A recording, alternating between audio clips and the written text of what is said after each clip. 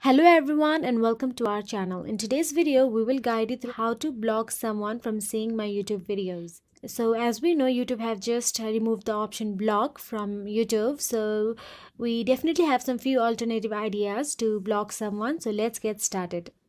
So firstly, let's open the YouTube app on our mobile device.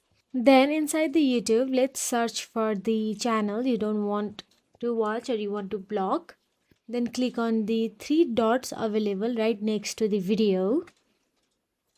Then simply tap on the don't recommend channel option available there. After this, the YouTube will stop showing you the videos from this channel. But if you want to block one specific person from watching your videos or commenting on your videos, then you can simply go to their profile on YouTube.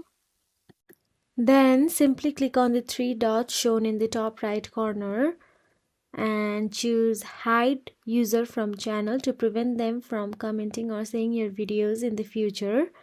These methods provide ways to limit a user's interaction with your YouTube channel without directly blocking them. So if you found this video helpful, please like and subscribe to our channel, and thank you for watching.